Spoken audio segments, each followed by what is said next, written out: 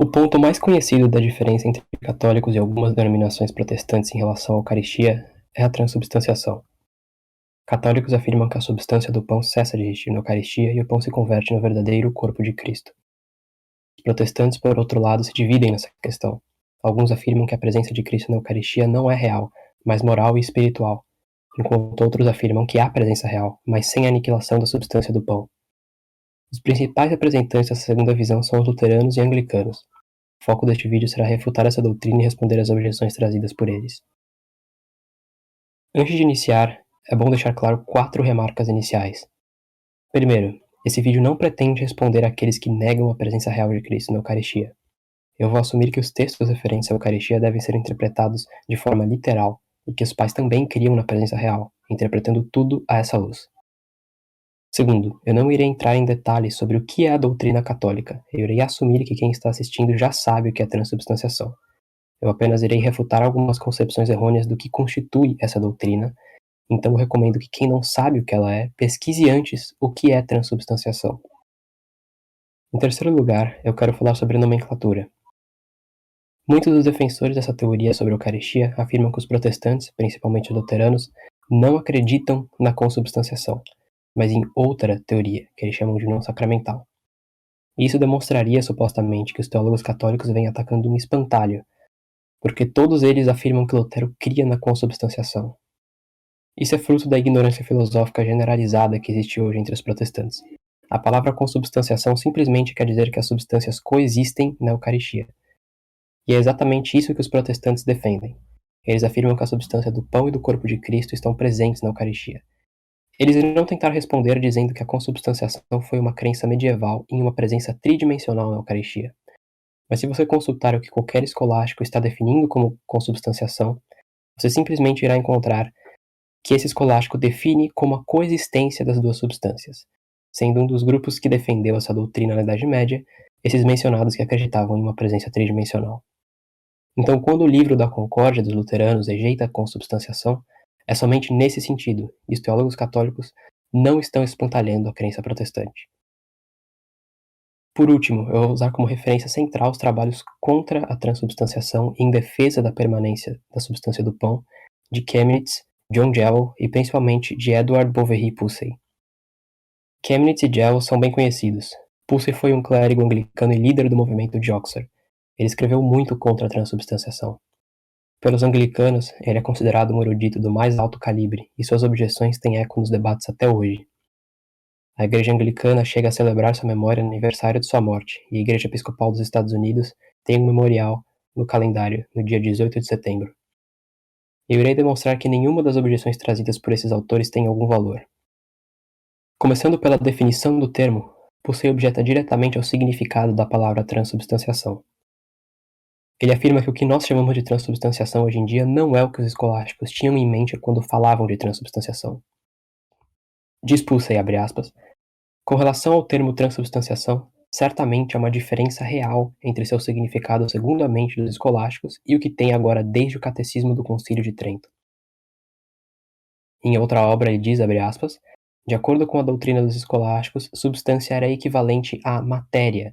Com o significado da palavra substância tendo mudado, a doutrina romana necessariamente também mudou. Fecha aspas. Isso é totalmente absurdo para qualquer um que conheça as obras dos autores escolásticos. Pense, por exemplo, em uma criança. Ela existe como uma unidade independente na criação. Ela é íntegra, subsistente e completa em sua existência. Ela não precisa inerir em algo para existir ou para operar. Já um atributo, como a doçura, por exemplo, existe naturalmente em um corpo realmente distinto dela mesma. Esse corpo é necessário para seu ser e para seu operar. Existe doçura no açúcar, em alguns frutos, em alguns vinhos, mas não encontramos na natureza uma doçura subsistindo sozinha. A criança, por outro lado, subsiste. Ela é íntegra e, em algum sentido, completa em si mesma. Substância, portanto, é ente que por natureza não existe em outro como em sujeito de inerência. Santo Alberto Magno, escolástico pré-Trento, diz repetidamente que as substâncias não estão em nenhum sujeito. Em outra obra, ele diz, abre aspas, substâncias corpóreas são compostas de matéria e forma. Fecha aspas. Santo Tomás diz que substâncias têm uma essência a qual pertence subsistir por si. Em outras obras, ele explicitamente contradiz Pusey, abre aspas, matéria não é substância da coisa, pois se seguiria que todas as formas são acidentes, fecha aspas. Em outra obra, abre aspas, segue-se de a natureza da substância existir como ente por si mesma. Portanto, matéria e forma, que são partes do composto todo, não estão na categoria de substância como espécies da substância, mas somente como princípios do que é composto. Fecha aspas. Escoto também, fundador da escola rival, define substância da mesma forma, abre aspas, aceitando as expressões ser por si mesmo e ser em outro no mesmo sentido, isto é, entendendo a expressão ser por si mesmo de modo a negar qualquer aptidão à inerência, e a expressão ser em outro como afirmando essa aptidão, essas duas definições correspondem respectivamente à substância e acidente. Fecha aspas. O motivo pelo qual penso que Pusey afirmou esse absurdo sobre substâncias foi porque ele se aventurou a ler algum escolástico sem treinamento devido. Porque segundo Santo Alberto Magni Durando, substância significa principalmente a matéria, porque substância significa substare, indicando o principal e imediato sujeito dos acidentes. E o acidente principal, a quantidade dimensiva, inere diretamente na matéria primeira, e as qualidades, mediante ela. A matéria designa principalmente a substância segundo esses autores, mas eles são bem explícitos em dizer ainda assim, Santo Alberto Magno, abre aspas, substâncias corpóreas são compostas de matéria e forma, fecha aspas. Durando, abre aspas, substâncias estão divididas em matéria e forma, fecha aspas. Os autores pós-tridentinos, como é bem sabido, em nada diferem dos anteriores. Soares diz que substâncias têm dois significados ou propriedades, abre aspas, um absoluto, que existe por si mesmo, fecha aspas. Em outro lugar ele diz que, abre aspas, substâncias materiais são constituídas de matéria e forma, fecha aspas. Paulo Vallius, outro teólogo pós-tridentino, define substância da seguinte forma: substância é ente por si existente. Francisco Devlin diz o seguinte, abre aspas, substância é ente subsistente por si, fecha aspas. Os tomistas, claro, seguem Santo Tomás em dizer que substâncias são compostas de matéria e forma. Para quem compreende a distinção entre substância e acidente, é patente que o que os nossos sentidos captam não é a substância mesma, nem sua matéria, nem sua forma. Ambos estão escondidos dos nossos sentidos. No caso da criança que dei como exemplo antes, a pele pode ser macia e clara, e tem certo tamanho e certas proporções. Mas em alguns anos sua pele pode mudar completamente de textura, ser mais rígida, mais morena, e pode ter suas proporções completamente alteradas. Essas coisas não pertencem à natureza da criança porque vão e vêm, aumentam e diminuem, enquanto a natureza é unívoca. E elas não são substância, porque não subsistem por si, mas subsistem somente na criança. A quantidade, por exemplo, existe em corpos para dar extensão e tamanho. A brancura, ou uma qualidade qualquer, não pode subsistir por si mesma. Pode haver um papel branco ou um cavalo branco, mas não uma brancura subsistente. Estes são os que se chamam acidentes. Eles são entes de fato, que têm uma verdadeira quididade ou essência, e as substâncias só podem agir em nossos sentidos mediante eles. Por isso, são chamados muitas vezes de espécies, que vem do latim antigo spatio, porque, por eles, a substância é feita visível. É próprio da essência dos acidentes ter essa capacidade de inerência. Todos os escolásticos concordam com isso. Diz Santo Tomás, abre aspas, é próprio da quididade ou essência da substância ter seu ser sem sujeito, e a quididade ou essência do acidente ter seu ser em um sujeito. Soares diz o seguinte, abre aspas, o acidente tem sua própria entidade, realmente distinta da substância, tem de sua essência intrínseca uma aptidão para inerência na substância. Fecha aspas. Durando também diz, abre aspas, pois embora acidente seja ente por causa de ente, como é dito em Quarta Metafísica de Aristóteles, em acidentes absolutos, eles não são entes por causa de ente essencialmente e formalmente, mas por concomitância. Fecha aspas. Com isso também fica patente a ignorância de Pusey ao dizer o seguinte, abre aspas, controversialistas romanos assumem que uma coisa que não tem substância e, portanto, não tem entidade, fecha aspas. Outra coisa absurda dita por Pusey é de que a permanência das substâncias do pão e do vinho era uma questão aberta até o século XV. Este argumento é bem presente nos debates atuais. Diz ele, abre aspas, a permanência dos elementos em suas substâncias naturais, ou seja, o pão e o vinho, era uma questão aberta até o 15º século. Fecha aspas. Essa afirmação já foi refutada pelos teólogos católicos, mas mesmo assim continua sendo utilizada em muitas discussões. Diz o cardeal Franzelin, abre aspas, em primeiro lugar, é claro como o sol ao meio-dia que nos tempos em que a heresia de Berengário se originou e foi condenada, esta era a fé e a profissão de toda a igreja, que na Eucaristia não há mais substância do pão e do vinho, mas estas substâncias acabam por se transformar no corpo e no sangue do Senhor. Berengário, para aqueles que não sabem, foi um sacerdote de Tours do começo do século XI. Ele era versado em filosofia e se tornou orgulhoso. Seu mestre, Fulberto de Chartres, previu que isso geraria más consequências em seu leito de morte. Certa vez, Berengário convidou um lombardo que estava passando pela cidade para uma disputação pública. Este lombardo, o beato Lanfranco, o venceu em debate. Em algum ponto de sua vida, Berengário havia iniciado a defender uma série de erros sobre a Eucaristia.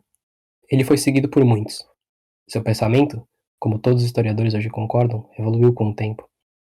Em um primeiro momento, ele afirmava que não havia presença ou conversão real da Eucaristia no corpo e no sangue de Cristo. Esse erro, no entanto, foi abandonado. Após ser condenado por concílios, ele passou a afirmar a presença real, mas com a permanência das substâncias do pão e do vinho. Essas novidades foram atacadas violentamente por todos os lados. Em 1049, Hugo de Langres escreveu para Berengário sobre sua inovação herética, abre aspas, você afirma que o corpo de Cristo está no sacramento de tal forma que a essência e a natureza do pão não muda. Fecha aspas. E Hugo prossegue para argumentar que a ausência de mudança ou transubstanciação no pão é contra o ensinamento dos pais da Igreja, e que os acidentes permanecem para evitar o horror e para testar nossa fé. E ele conclui que Berengário argumenta contra a verdade como se fosse uma mentira. O beato Lanfranco, em 1072, escreveu condenando a posição de Berengário. Lanfranco escreveu um tratado refutando o livro pelo qual ele professava sua fé no Concílio Romano sob o Papa Nicolau II. Diz ele no livro sobre Berengário, abre aspas, você acredita que o pão e o vinho da mesa do Senhor permanecem sem mudar sua substância, ou seja, que o pão e o vinho existem antes da consagração e que o pão e o vinho existem depois da consagração. Fecha aspas. Um pouco antes, ele havia relatado o argumento de Berengário da seguinte forma. Berengário diz, o burgúndio tinha a mesma opinião vil da multidão comum. Pascário e Lanfranco, que a substância do pão e do vinho somem no altar após a consagração. A isso responde Lanfranco, abre aspas, a Igreja Católica, no entanto, está dividida na ordem clerical e no estado leigo. A ordem dos clérigos, por outro lado, é composta pelos bispos e o resto dos sacerdotes de Cristo e outras pessoas eclesiásticas de diversas dignidades. Todos esses clérigos, no entanto, com exceção de um pequeno número de cismáticos, mais abertamente mantêm essa fé. Você poderia ter dito com mais razão, portanto, que o burgúndio tinha a opinião da Igreja Católica, mas não eu e meus seguidores, pois escolhemos nos separar da Igreja pelo orgulho e fazer um cisma contra ela para nossa própria destruição, em vez de sermos humildemente seus membros e manter com ela a fé comum para nossa própria salvação. Pois o Papa Nicolau, concluindo que você ensinou que o pão e o vinho do altar, após a consagração, permanecem em suas essências anteriores, sem mudança de realidade, concedeu-lhe permissão, como foi dito acima, para responder.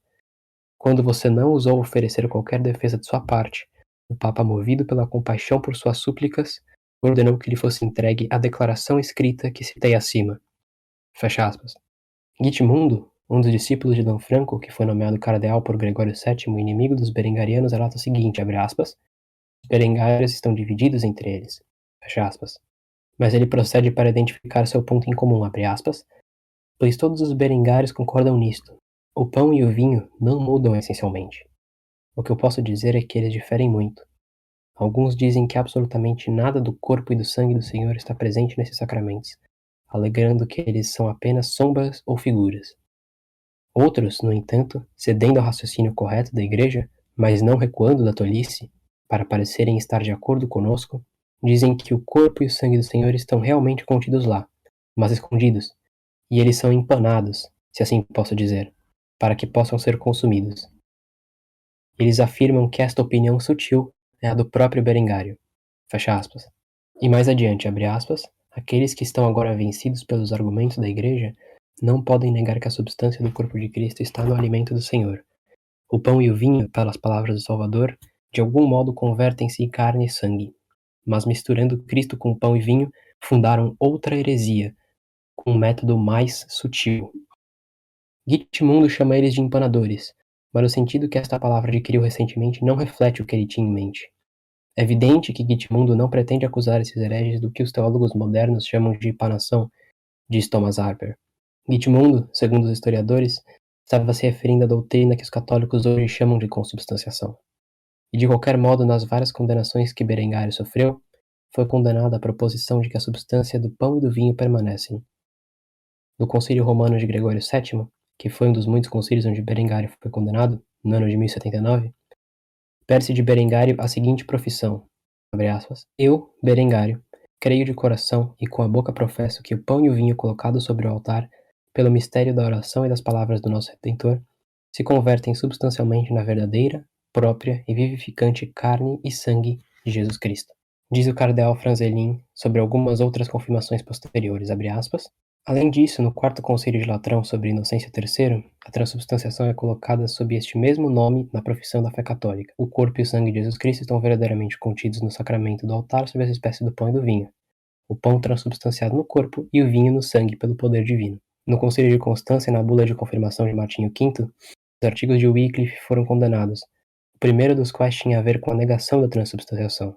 No decreto florentino para os armênios, a doutrina católica foi novamente confirmada.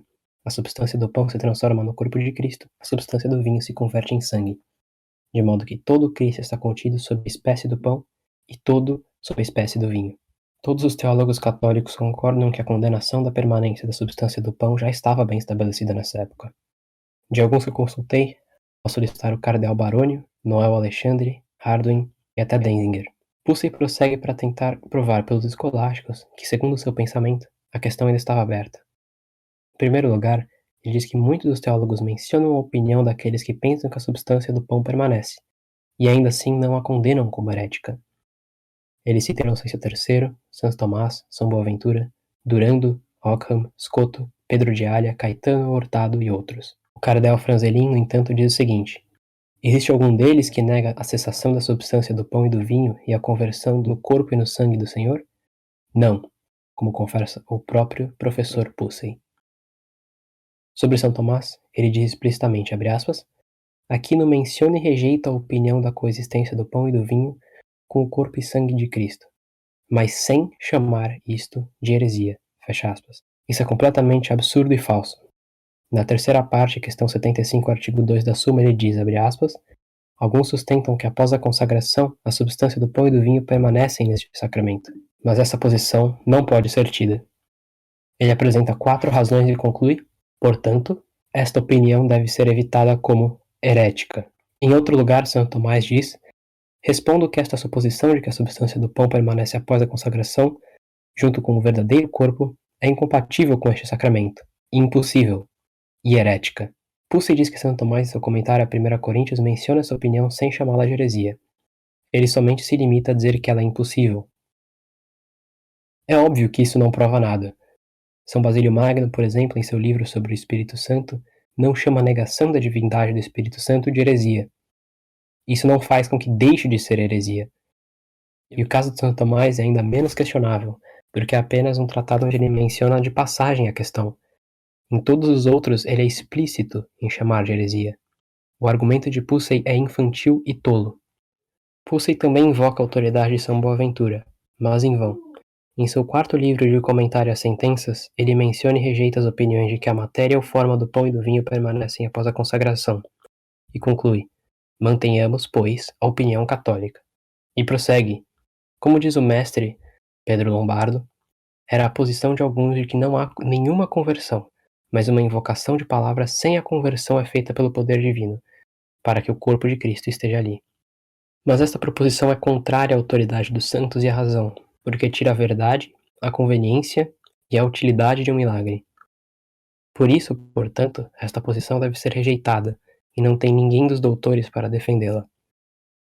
De fato, em geral, o consentimento comum da Igreja sustenta que há conversão do pão no corpo de Cristo. Não digo em uma parte do corpo, mas no todo. Em outro trabalho, ele diz, sobre este sacramento, deve ser sustentado que ambos os elementos são transubstanciados segundo a substância no corpo e no sangue de Cristo, com as espécies sensíveis permanecendo. De todos os teólogos citados, o que teve a doutrina mais caluniada por Pusey foi Scotto. Pussey nos dá 4 páginas de uma citação de Scoto em que ele diz que é a opinião do franciscano, mas é simplesmente uma objeção que ele mais adiante irá refutar, como é típico do método escolástico. Mas Scoto, na solução das dificuldades e na exposição da sentença a ser proferida, prova pelo consenso comum dos teólogos, pela doutrina dos pais, pela eloquente definição do Conselho de Latrão, que o dogma da transubstanciação deve ser acreditado. A dificuldade que havia objetado ele responde, abre aspas, ao segundo, digo que nenhum artigo da fé deve ser pressionado em algo difícil de entender, a menos que o entendimento seja verdadeiro. E se for verdade e se provar que é verdade, o artigo deve, quando especificamente investigado, ser considerado de acordo com este entendimento, porque nenhum outro entendimento específico é verdadeiro. Mas tal, por parte das autoridades alegadas, é a suposição sobre o entendimento deste artigo. Então, para o terceiro argumento, por onde está a força do assunto, deve-se dizer que a Igreja declarou que esse entendimento pertence à verdade da fé. No credo, emitido sob Inocêncio III no Conselho de Latrão, nós firmemente acreditamos, etc., como foi citado acima. Onde a verdade dos artigos a serem acreditados é explicitamente estabelecida, mais explicitamente do que está contido no credo dos apóstolos ou no credo de Atanásio ou Niceno. E, em resumo, tudo que é dito que deve ser acreditado deve ser considerado como sendo da substância da fé. E isso após a solene declaração pela Igreja. Scoto, portanto, não dá apoio à tese de Pussey. Outra testemunha invocada por Pussey é Durando, que é um caso um pouco mais interessante. Durando é considerado o pai dos nominalistas medievais, e é um guia pouco seguro para essas questões. Durando teve muitas opiniões condenadas como errôneas ou suspeitas. Sobre a Eucaristia, ele defendia a permanência das formas substanciais do pão e do vinho na Eucaristia. Sobre isso, diz Soares, abre aspas, a opinião de Durando é considerada um erro de fé pelos maiores teólogos de peso, como Paludano, Caetano, Soto e outros. E julgo que era heresia mesmo no tempo de Durando, apesar dele mesmo não poder ser considerado um herege porque afirmou isso sem obstinação e se sujeitando à Igreja.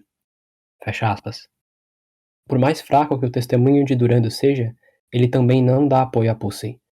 Pussey diz que Durando e Scoto afirmam que a posição consubstancialista traz menos problemas, mas ambos respondem que nem sempre o que traz menos problemas em matéria de mistérios é o correto, como no caso da Trindade.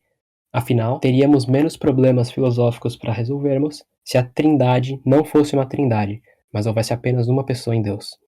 Outros testemunhos são trazidos por Pussey, mas não os examinaremos, porque são facilmente respondidos, tal como nos outros casos.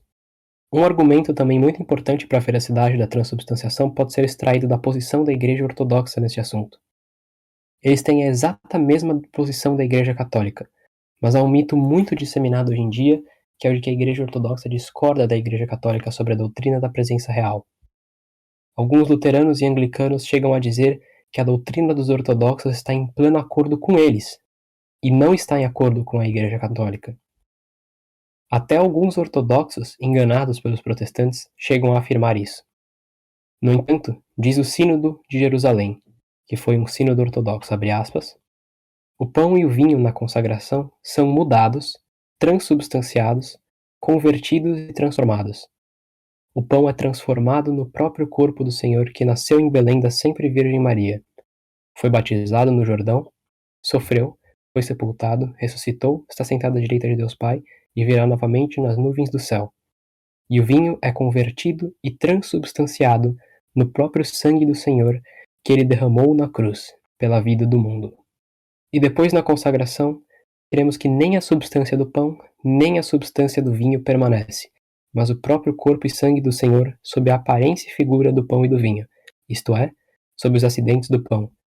E o corpo e o sangue do Senhor são retidos e divididos por nossas mãos e dentes, mas apenas por acidente, isto é, de acordo com os acidentes do pão e do vinho. Este sínodo é visto pela vasta maioria dos ortodoxos como normativo, mas claro, não podemos esquecer que a dita Igreja Ortodoxa não é uma igreja, mas uma coleção frouxa de seitas que não são capazes de decidir nem o que é normativo entre eles.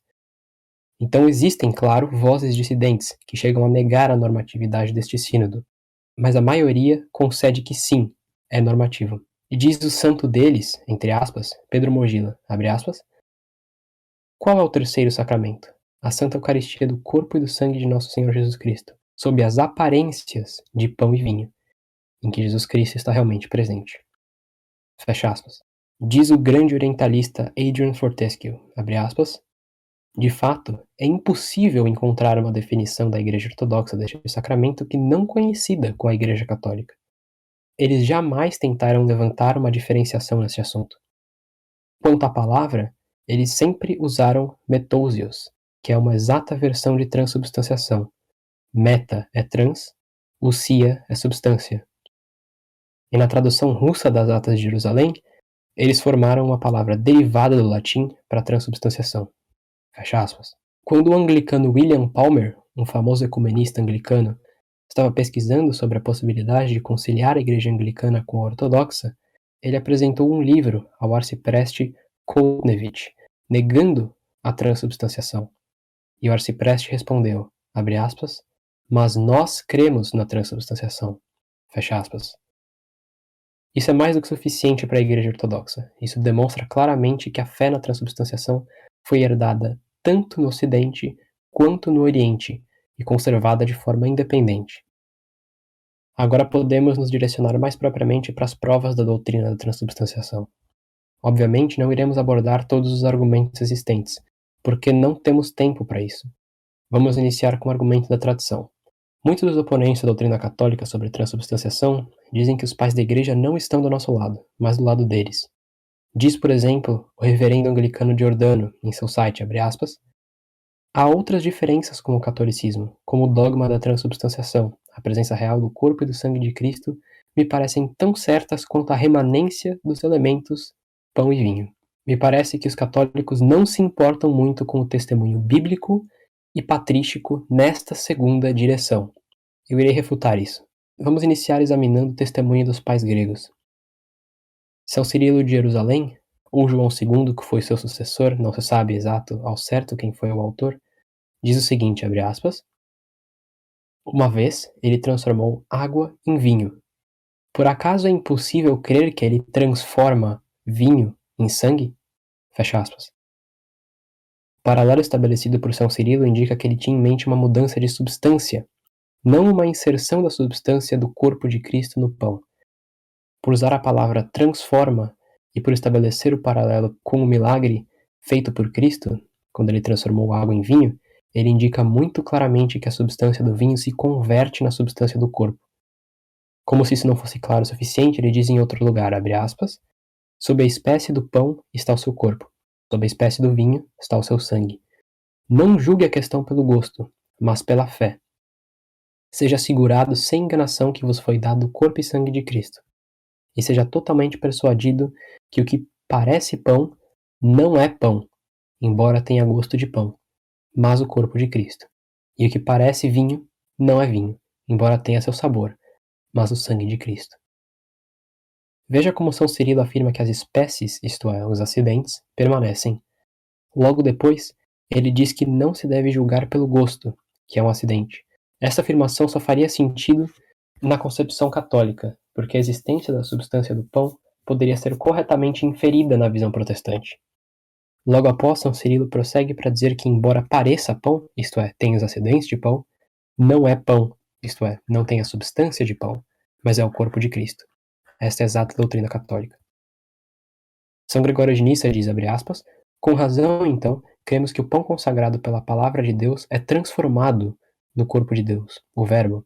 Neste caso, o pão é santificado pela palavra de Deus e pela oração, como diz o apóstolo, não se tornando o corpo do Verbo ao comer, mas transformando-se imediatamente no corpo por meio das palavras.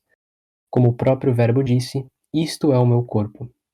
Ele dá essas coisas pelo poder da bênção pela qual ele transforma no seu corpo a natureza das coisas visíveis. São Gregório de Nissa é totalmente explícito. Ele diz que o pão, com a consagração das palavras, se transforma imediatamente no corpo de Cristo. Ele usa várias vezes expressões como metapoiestai, metapoiúmenos e metastokeiosas, que significa transelementar, transformar, para indicar o que ocorre. Na mente de São Gregório, os elementos se mudam no corpo e no sangue de Cristo, e ele conclui que se transelementa justamente a natureza das coisas sensíveis, ou seja, sua substância, que está por debaixo dos acidentes. Outro testemunho muito claro de São João Crisóstomo, diz ele, abre aspas, você vê o pão, você vê o vinho? Eles estão por debaixo? Deus me livre, pois a cera, se for posta ao fogo, é feita a semelhança do fogo, pois nenhuma substância permanece. Assim também, penses tu que os mistérios são consumidos pela substância do corpo. Fecha aspas. Este testemunho precisa de pouca explicação. São João começa por afirmar que o pão e o vinho não estão por debaixo das espécies sensíveis, e depois faz uma analogia com a cera e o fogo. Ele diz que a substância do pão é consumida pela substância do corpo de Cristo por conta da transformação que ocorre. Santo Eusébio de Emessa diz, abre aspas, quando a bênção das palavras celestes é pronunciada sobre as criaturas no altar, antes da invocação das palavras consagratórias, sua substância é pão e vinho. Depois das palavras de Cristo, é o corpo e sangue de Cristo. Se as palavras de Deus podem criar algo, quanto mais converter. Fecha aspas. Em outro lugar, abre aspas, o sacerdote converte as criaturas sensíveis na substância do corpo e do sangue. Fecha aspas. Novamente, ele afirma que a substância do pão e do vinho existe somente antes das palavras consagratórias, não depois, porque se converte.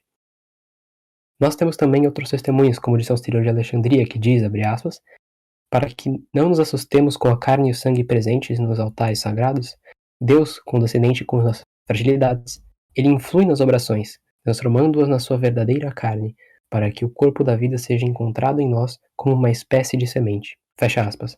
Note como ele diz que as oblações são transformadas na sua carne, novamente utilizando as mesmas palavras gregas que indicam mudança, como discutimos antes. Por último, temos São João Damasceno, abre aspas, o pão e o vinho com a água, pela invocação e advento do Espírito Santo, são sobrenaturalmente transmutados no corpo e no sangue de Cristo. Fecha aspas. Logo as substâncias se transformam no corpo e no sangue. Vamos agora para os pais latinos. Em Santo Ambrósio, encontramos as provas mais explícitas da doutrina da transubstanciação na Igreja Latina.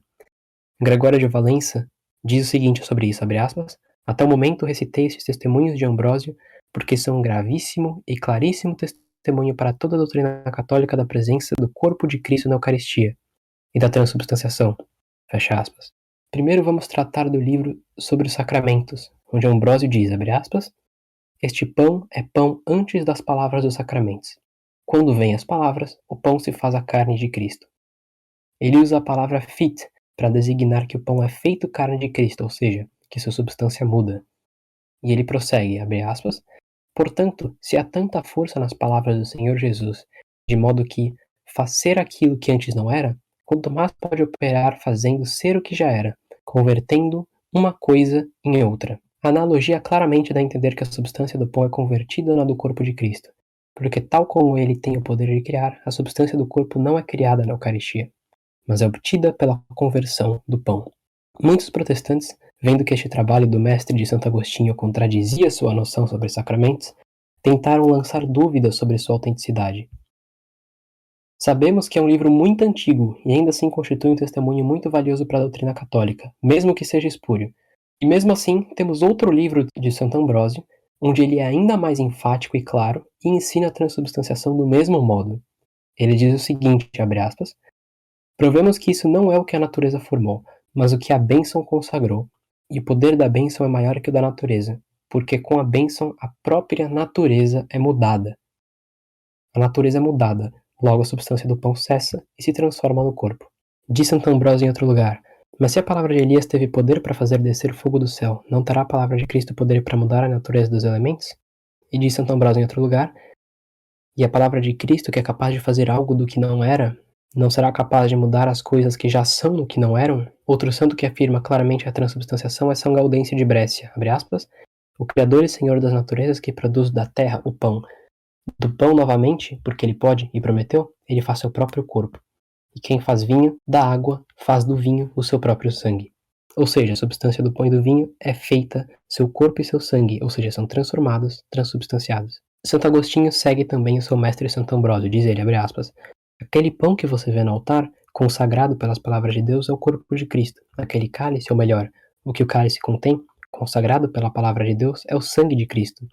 Por meio desses acidentes, o Senhor quis confiar-nos o seu corpo e o sangue que ele derramou para a remissão dos pecados. Diz em outro sermão, abre aspas, pois nem todo pão, mas somente aquele que recebe a bênção de Cristo, faz-se fit o corpo de Cristo. E em outro livro ele diz, O nosso pão e o nosso cálice se fazem fit para nós, após a consagração, o místico corpo de Cristo não nascido. Santo Agostinho está usando a mesma linguagem de seu mestre. Diz que o pão se faz corpo de Cristo e o vinho se faz sangue, ou seja, que as substâncias se convertem e que pelos acidentes o corpo e o sangue nos são comunicados. Ou seja, os elementos são transubstanciados, mas os acidentes permanecem. E por esses acidentes recebemos o corpo e o sangue de Cristo. Gregório de Valença comenta o seguinte sobre o texto de Santo Agostinho, abre aspas, aqui parece que em sua disputação, Agostinho queria indicar que a Eucaristia consagrada é de natureza e gênero diferentes do pão, diferentes da natureza nascida da terra, e de modo que é outra substância, ou seja, o corpo de Cristo. Também no século VIII temos as palavras atribuídas a São Gregório Magno pelo seu famoso biógrafo Paulo Diácono, historiador e monge beneditino. Diz ele, abre aspas, e ele, São Gregório Magno, disse às mulheres, aprendam de agora em diante, pelo menos a ouvir a própria verdade que disse, o pão que os dou é minha carne e o meu sangue é verdadeiramente bebida. Mas nosso Criador, prevendo nossa fraqueza, pelo mesmo poder que fez o mundo a partir do nada, fez para si mesmo um corpo. E pela santificação do Espírito Santo, converteu o pão e o vinho misturado com água, ainda permanecendo as suas espécies, em seu corpo e sangue, pela oração católica para a salvação do mundo. Fecha aspas. Por último, temos o inglês São Beda, provando que os anglicanos de hoje traem a fé de seus ancestrais.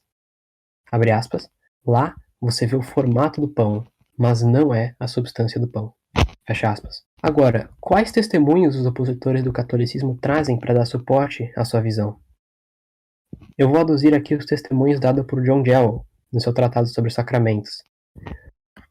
Primeiro, ele traz São João Crisóstomo em Carta Cesárea, abre aspas, a natureza do pão permanece no sacramento, fecha aspas. Ele traz também o testemunho do Papa São Gelásio, abre aspas, o sacramento do corpo e do sangue de Cristo que recebemos é uma coisa divina, porque por ele nos tornamos participantes da natureza divina. No entanto, a substância ou natureza do pão e do vinho não cessa, fecha aspas. Ele também aduz Teodoreto, abre aspas, os símbolos ou sacramentos místicos após a consagração não se afastam de sua própria natureza, pois permanecem ainda em sua antiga substância, forma e figura. Fecha aspas. E ele também aduz São Cirilo, abre aspas, Cristo deu fragmentos ou pedaços de pão aos seus discípulos. Fecha aspas. Claro, os testemunhos dele são menos numerosos do que os nossos. E como podemos responder a esse tipo de citação dos pais da igreja? Sobre São João Crisóstomo, o texto é espúrio, segundo o que dizem os editores mauristas e todos os críticos modernos. Mas ainda assim é um texto antigo, então como respondemos? Sabemos que physis, ou natureza, era utilizado também pelos gregos para designar a aparência externa, ou seja, os acidentes, não sempre para designar a substância, ou a primeira categoria de Aristóteles. Franzelin reúne alguns exemplos de usos tão diferentes entre os pais. Gregório de Nissa diz o seguinte, a natureza de Cristo foi mudada após a ressurreição em uma coisa mais divina. Natureza, nesse caso, significa claramente as espécies, os acidentes, pois significam alguma propriedade corpórea, já que a humanidade é unívoca e não pode se tornar uma coisa mais divina. São João Crisóstomo diz, referindo-se a meninos que milagrosamente foram preservados de um incêndio, que a natureza do fogo mudou. Claro que isso significa os acidentes. Tertuliano diz o seguinte também, abre aspas, pedra, ferro são substâncias. A dureza da pedra e do ferro é natureza da substância, fecha aspas. Isso claramente é uma referência aos acidentes, pois todos sabemos que dureza é um acidente. Ou seja, a palavra natureza pode ser usada pelos pais da igreja para designar os acidentes. É nesse sentido que deve-se interpretar a frase, abre aspas, a natureza do pão permanece nos sacramentos. Como respondemos então ao testemunho de Teodoreto, que utiliza não somente a palavra natureza, mas substância? Deixamos primeiro a resposta de contenção, abre aspas, como observa o cardeal Perronius, as palavras de Teodoreto não foram corretamente interpretadas e traduzidas do grego para o latim. Elas não deveriam verter permanecem em sua antiga substância, forma e figura, mas permanecem na forma e figura da antiga substância, como demonstramos do grego. Ou seja, a leitura correta das palavras de Teodoreto acaba por apoiar o caso católico, não protestante. E São Roberto Bellarmino responde que, mesmo assim, as palavras de Teodoreto não dariam apoio à causa protestante, caso a tradução utilizada por eles estivesse correta. Diz o cardeal, abre aspas, Mas se Teodoreto for cuidadosamente considerado, veremos que ele não ajuda a causa de Lutero, pois quando ele diz que a substância dos símbolos permanece e não muda, ele não fala da substância que se distingue dos acidentes, que Aristóteles colocou na primeira categoria, mas sobre a essência e natureza dos acidentes, de que eles são símbolos, e que muitos dos autores gregos chamam de substância em vários lugares. E não só os gregos, mas também os latinos às vezes entendem a natureza dos acidentes por meio da palavra substância. Pedro de Cluny, em Livro do Sacrifício da Missa da Transubstanciação, diz: Você não percebe, além da dureza glacial, que além da solidez da pedra no que diz respeito à aparência ou clareza do elemento já mencionado, nada se destaca da substância, onde por substância ele claramente entende a natureza da figura externa que permanece quando o gelo se cristaliza. Teodoreto, portanto, ensina isto, que a natureza dos símbolos, isto é, dos acidentes sensíveis da Eucaristia, existia mesmo antes da consagração. Que ele está falando isso se demonstra por vários argumentos. Primeiro, porque no diálogo 2, um herege insistiu na transformação do pão no corpo de Cristo para que pudesse provar seu erro de transformar uma natureza em outra no mistério da encarnação. O católico, no entanto, não diz que há outra coisa senão a mudança no corpo de Cristo, o que ele certamente deveria ter feito, se a opinião dos luteranos fosse verdadeira. Na verdade, ele deveria ter argumentado contra os eutiquianos na base da Eucaristia, pois se fosse verdade, como dizem os luteranos, que o pão permanece na Eucaristia e o corpo estivesse no final sem nenhuma mudança real de substância, o exemplo da Eucaristia não teria ajudado em nada os eutiquianos. O católico, portanto, no diálogo de Teodoreto, por não poder negar a mudança na essência do pão, recorreu a símbolos externos e disse que a natureza dos símbolos não era alterada e que assim haviam duas naturezas não misturadas na Eucaristia. Segundo, porque quando ele disse isso, ele prova dizendo que vemos e tocamos a mesma cor e figura que vimos e tocamos antes. Fecha aspas. Vale notar também que Teodoreto não era um autor tido como o mais ortodoxo de todos. Ele foi acusado como suspeito de nestorianismo e não é uma testemunha confiável em matéria de ortodoxia. O testemunho de Gelásio também poderia ser lançado fora pelo mesmo motivo que lançamos fora os testemunhos anteriores. Mas temos mais a dizer sobre isso. Este testemunho é espúrio e não é de São Gelásio. Melcorcano, desde sua época, já afirmava que, abre aspas, se provou com argumentos de peso que o autor deste livro não é o pontífice romano Gelásio. Fecha aspas. O cardeal Barone e Bellarmino Soares também negam a autenticidade e a Academia Moderna dá razão a esta visão. A citação de São Cirilo, geralmente acompanhada por outras do mesmo tipo, é tipicamente utilizada por pessoas mais ignorantes que não compreendem a doutrina católica. A Eucaristia transubstanciada pode ser impropriamente chamada de pão, como de fato é chamada por muitos autores escolásticos. Me surpreende que John Jewell tenha trazido um testemunho assim para tentar provar a permanência da substância do pão após a consagração. Agora vamos para as razões bíblicas. O principal argumento proposto por Santo Tomás é o de que se a substância do pão permanecesse, não é verdadeiro o que Cristo disse, isto é o meu corpo. Mas ele deveria ter dito no lugar, aqui está o meu corpo. Não hoc est corpus meum, mas hic est corpus meum. As melhores respostas a isto, claro, não vêm dos próprios anglicanos ou luteranos, mas surpreendentemente dos próprios católicos. Alguns, mesmo, claro, aceitando a transubstanciação, negam que este argumento siga-se logicamente, ou seja válido. Scoto e Durando são os dois principais expoentes contra esta razão. Scoto, porque para ele a palavra isto não demonstraria a substância do pão, mas o conteúdo sob o pão, tal como ela demonstra não os acidentes, mas o conteúdo sob os acidentes. E assim ambas as proposições seriam verdadeiras. Este é o meu corpo e isto é o meu corpo, porque o corpo está sob os acidentes. Cardeal Caetano responde esses argumentos com sua clareza de sempre e refuta as razões dadas por Scoto. O argumento é tão poderoso que foi aceito mesmo por Soares, que em geral busca um meio termo entre Santo Tomás e Scoto. A resposta do cardeal é que hoc não indica simplesmente o que está sob o pão indefinidamente, mas a substância sob os acidentes na forma de uma coisa singular. Diz Caetano no comentário a Tertia Pars, questão 75, artigo 2, abre aspas. É certo que, propriamente falando, quando se diz por quem quer que seja dito, sacramentalmente ou não sacramentalmente, isto é o meu corpo, o isto demonstra esta substância. Isso é evidente pelo fato de que se alguém, apontando para si mesmo, diz, isto é o meu corpo, todos os inteligentes compreendem, esta substância é o meu corpo. E isso se sustenta pela maneira pela qual tais são sujeitos de preposições, da forma que os predicados permitem. Assim, já que o predicado é substância, afinal, meu corpo significa substância, a identidade do predicado com o sujeito, significada pelo est, obriga o isto a demonstrar esta substância, para que a proposição seja propriamente verdadeira. E, portanto, é excluído que na proposição o isto demonstre os acidentes, mas demonstra a substância sob os acidentes.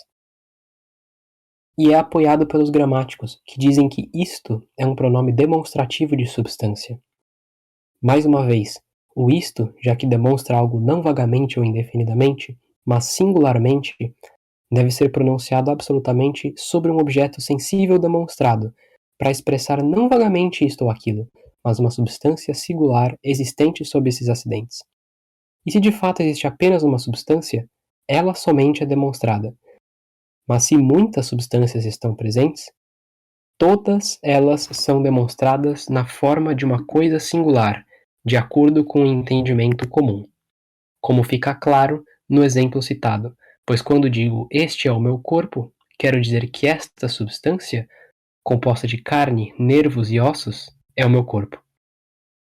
Daí se segue que se a substância do pão permanecesse com o corpo de Cristo, a palavra isto demonstraria esta substância, compreendendo o pão e o corpo de Cristo, na forma de uma substância singular. E assim a proposição seria falsa, porque significaria que a substância do pão é o corpo de Cristo, o que é evidentemente falso. Fecha aspas.